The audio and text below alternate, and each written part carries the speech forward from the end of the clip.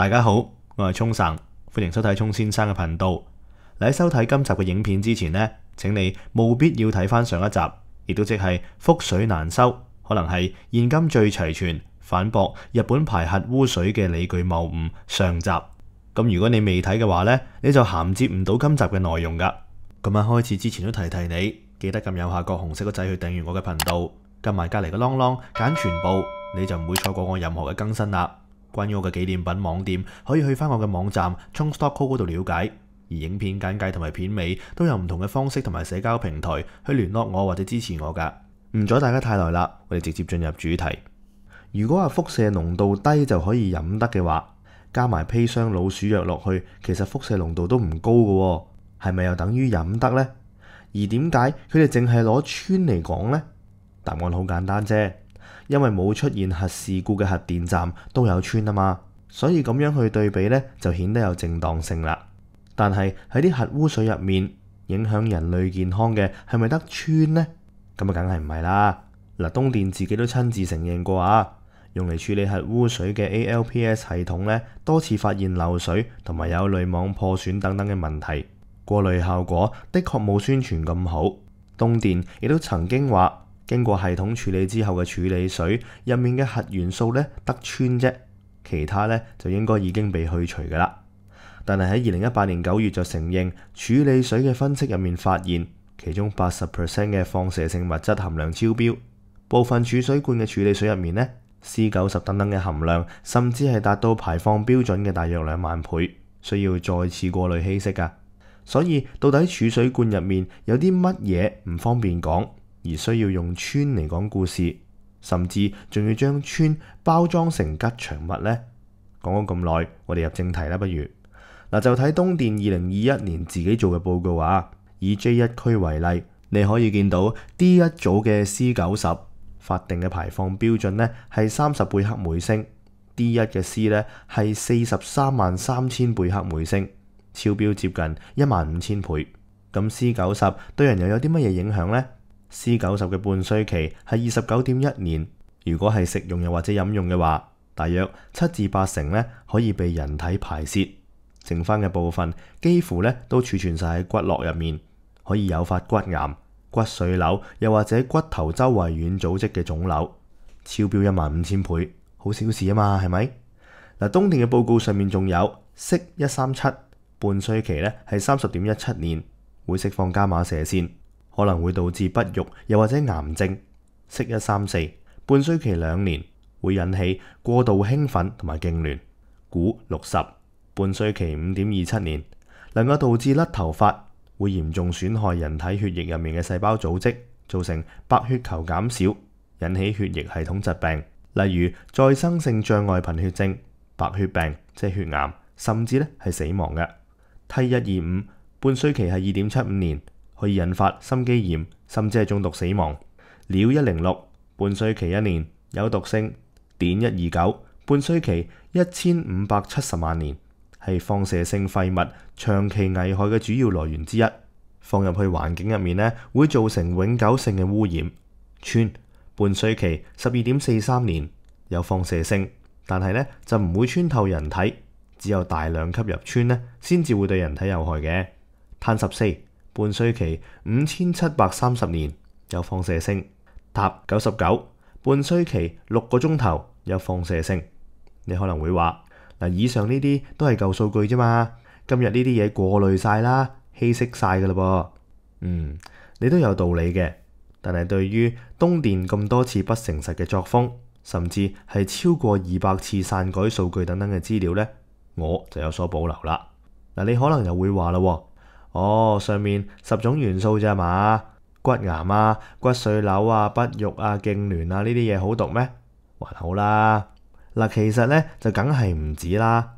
東電只係喺報告入面提咗10種啫，但係喺 IAEA 嘅報告入面，你可以清楚睇到至少都有30隻。堂堂一個核反應堆，話佢得30種有毒元素，會唔會侮辱咗啲啊？嗱，我哋呢就拎其中一個唔喺表格入面嘅做例子，就係鈽210，一種已知喺核反應堆入面嘅元素，毒性極強，進食0.00005毫克，又或者吸入0.00001毫克嘅鈽210呢，就可能會導致死亡噶啦。仲有好多嘅元素呢，其實都冇顯示喺東電同埋 IAEA 嘅報告入面。而以上所有嘅核元素呢，對生物都有致癌、致畸形、致突變嘅屬性，有部分更加係有極高嘅毒性添。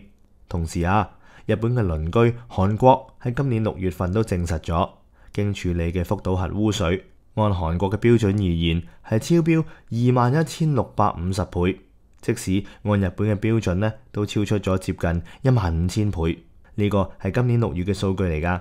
加上東電嘅信用同埋種種嘅輝煌往績，我就認為如無意外嘅話呢，就有意外㗎啦。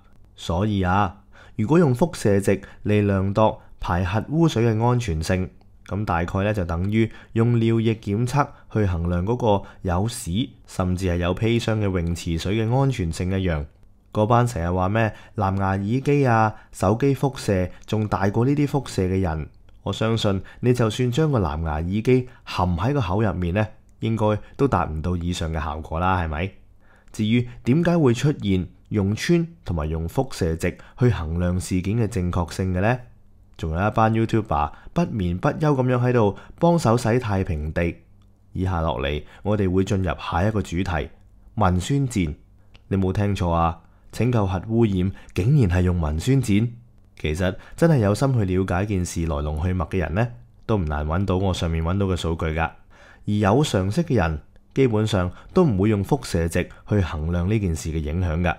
但係點解會有咁可愛嘅氚 BB 吉祥物，令到大家安心咁樣與氚共舞呢？又點解會有人盲目附和嘅呢？好簡單，一個字：錢。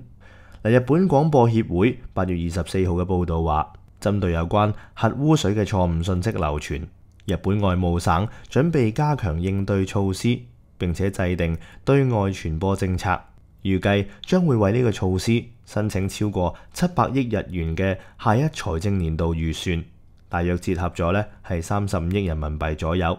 咁 NHK 仲話，鑑於喺社交平台上面流傳住有關福島第一核電站核污水排海計劃嘅不實消息，日本外務省呢將會動用其中嘅701億日元呢去應對虛假信息，並且加強對外嘅戰略宣傳。具體而言，日本政府將會加強對虛假信息嘅監測同埋正確信息嘅宣傳，並且加入人工智能 AI 呢收集同埋分析信息㗎。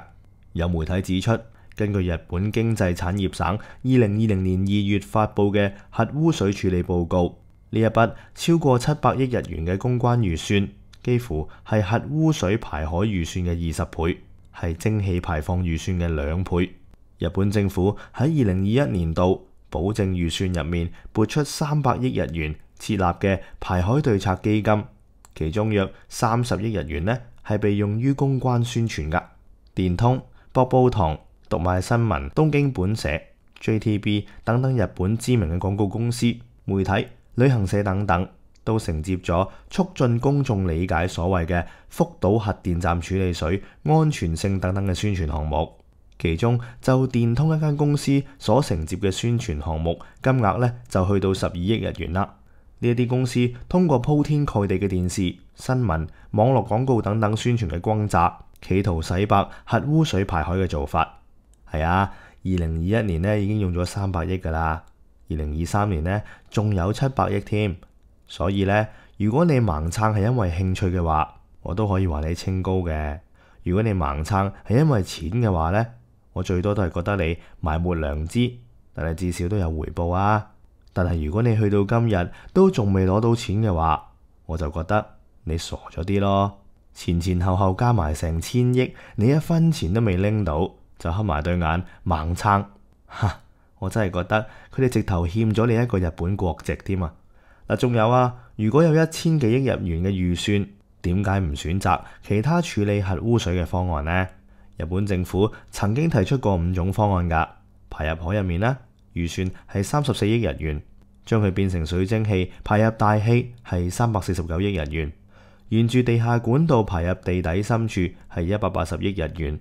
去電解處理呢係1000億日元，將佢固態化埋入地底係2431億日元。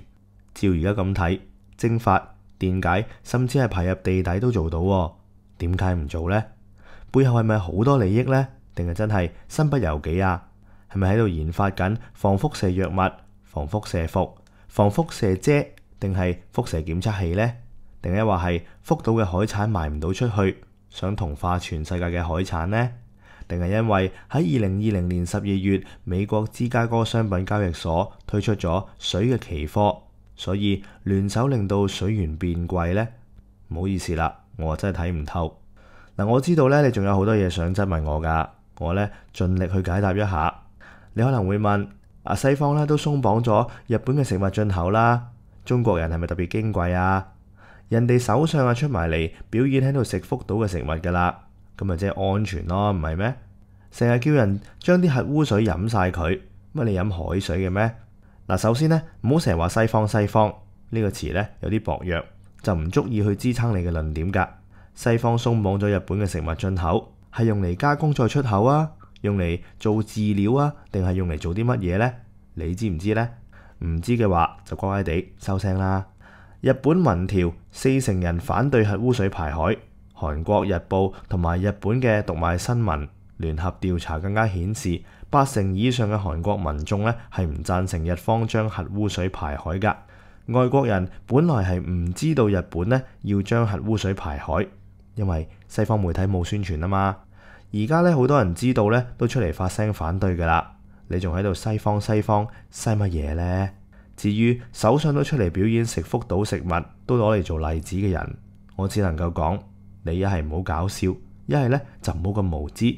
台上面嘅嘢嚟自於邊度？你同我都唔知道。你話火星跌條魚來都得噶啦，哪怕是係真係輻食，乜食咗會即刻有反應嘅咩？你覺得佢喺電視上面食俾大家睇，係咪準備喺度抽搐啊、痙攣啊咁樣呢？唔飲核污水係因為唔飲海水，呢個論調咧就更加得意啦。可能你哋嘅文宣稿上面咧，老細冇俾你哋。我可以讀一下俾你哋聽噶。核污水咧有2個來源，分別係海水，亦都即係鹹水啦，以及地下水同埋雨水，亦都即係淡水。嗱，報道指由於反應堆入面嘅燃料棒咧係未攞翻出嚟噶，所以冇辦法直接將反應堆蓋棺去廢爐。嗱，呢10年嚟咧，一直流經核電站嘅雨水同埋地下水，都係受到核輻射嘅污染，成為污水嘅來源之一。所以你既然相信嗰啲水係合乎飲用標準，又有國際機構加持，你想飲嘅話呢，都真係仲可以飲㗎。想飲鹹定淡，定係想兩溝，其實呢都係任君選擇㗎。嗱，最後呢，我想總結一下我反對核污水排海嘅原因。國際原子能總署呢冇共識、冇代表性同埋冇責任嘅報告，東電嘅唯利是圖管理模式同埋拒絕相信科學所鑄成嘅大錯。多次嘅洩漏瞞報啦 ，ALPS 嘅多次故障同埋問題，多次超標嘅數據，唔守對漁民嘅承諾，試圖用假嘅檢測機去誤導大家等等嘅信用問題，仲嘗試用正常嘅核電站同7級嘅核事故嘅核電站去做對比，更加想用氚同埋輻射值等等去擾亂視聽，無視多種致命嘅物質存在。亦都唔俾其他國家嘅專家去攞樣本進行獨立檢測。政府明明有資金做更好嘅處理方法，但係就試圖用喺美化排核計劃嘅文宣上面。基於以上嘅種種原因，我唔認為全人類應該以國際原子能總署嘅抽查概率去賭上人類嘅健康，甚至可能引致代代相傳嘅危險疾病同埋基因變異。尤其日本作為一個受過輻射影響嘅國家，佢哋絕對知道輻射嘅危害。呢一個絕對係反人類嘅行為，而唔係一個鞠躬道歉可以逆轉同埋解決嘅問題。未來呢，我自己都會身體力行，小心日本嘅所有食物，甚至係喺歐美國家處理嘅進口魚類食品，就連用到日本嘅水源嘅嘢，包括飲品酒護膚品等等，都要小心防範。我相信呢一集嘅內容呢，都應該解答咗大家好多嘅問題㗎啦。結尾容許我喺呢度請教一下大家，希望大家可以解答翻我嘅問題。首先，如果核污水又乾淨又安全嘅話，點解唔留嚟自用呢？係咪留住就危險，排放咗就安全呢？唔好講到攞嚟飲咁誇張啦。就講用嚟養魚，又或者排翻去自己嘅內湖，甚至係用嚟灌溉都好啊。點解唔留嚟自己用呢？第二，如果核污水乾淨又咁安全嘅話，點解要起1公里嘅管道排出太平洋，而唔係原地喺岸邊排放呢？第三，如果啲核污水又咁乾淨又咁安全，點解唔一次過排，要排30年呢？第四，點解咁多年都唔嘗試去阻止個核反應堆呢？而家喺度排嗰啲以前儲存起嚟嘅核污水，但係排水期間又繼續生成其他嘅核污水，咁係咪即係沒完沒了呢？第五，點解有資金寧願攞嚟做文宣，都唔願意用更好嘅方式去處理核污水呢？第六，嗱，我就當嗰套 ALPS 過濾系統天下無敵啦，其實都離唔開沉澱、過濾、分解等等嘅方法。咁我就想問啦，嗰啲充滿核廢料嘅濾芯同埋濾網，又係點樣處理而唔影響環境嘅呢？第七，嗱，我就唔知道係咪我對稀釋呢2個字理解有錯誤，定係話係有人故意喺度混淆概念啦。地球上嘅水總量咧係固定嘅，亦都即係話水嘅資源咧係有限噶。污染物嘅濃度高，你用水稀釋佢排出去，咁我想問下啦，全球嘅水資源有冇變多呢？污染物有冇變少呢？如果2樣都冇變嘅話，其實你同直接排出去到底有咩分別呢？第八，如果今次真係開咗先例嘅話，核污水可以自由排海，咁再有核事故嘅時候，只要符合嗰啲所謂嘅排放標準，係咪又可以排海呢？水資源咧係有限噶，當海洋變成咗大家嘅垃圾桶嘅時候，未來又會點樣呢？第九，喺歷史上咧曾經有一段時間，大約係1918年至到1928年期間，當時嘅人咧覺得飲濾水，亦即係嗰啲放射性嘅水咧係冇問題噶，有病可以醫病，冇病嘅話咧仲可以強身。直到後嚟有人出事啦，濾水先至得到管制。科學咧本來就係不斷咁樣更新，不斷咁樣發現，不斷咁樣挑戰舊有嘅理論噶。如果未來出現問題嘅時候，呢一件牽涉全人類嘅排核污水事件，到底可唔可以逆轉呢？最後，我喺呢度真心奉勸下各位網友，唔好跌入一個陷阱，立場先行。某啲國家支持嘅嘢，你就去反對；某啲國家反對嘅嘢呢，你就一定要去支持。我相信你好明白我同你講緊乜嘢嘅，亦都深知道嗰啲核污水唔排總比排好。講真啦，如果有人用盡一切嘅力量去幫你爭取一個更乾淨嘅海洋，去爭取一啲更健康嘅食品，試問一下，你到底有啲乜嘢損失呢？盲目去支持日本去排核污水，破壞全世界嘅生態環境，影響嘅呢可能唔只係你自己，而係所有嘅生物。即使影響唔到你，影響你嘅子子孫孫，我諗都唔係你想要嘅結果啊！你可以改變你嘅諗法，但係我呢就應該難啲啦。誠心歡迎大家留言討論，但係就唔希望你捉住1、2句句子，又或者1、2個字，甚至入嚟撩交嗌呢，就免啦。嗱，咁你哋嘅讚好同埋留言互動呢，會令到我嘅影片更加容易被推送噶，所以千祈唔好吝嗇你嘅意見啦。咁我今日要講嘅呢，就係咁多啦。中意條片嘅朋友記得幫我讚好、留言同埋分享俾朋友。加入會員，每個月1杯咖啡嘅價錢就可以支持我哋頻道繼續營運落去啦。而喺 YouTube 影片嘅右下方仲多咗個 Thanks 嘅按鈕，俾大家去支持呢條影片嘅製作。我哋下次再見，拜拜。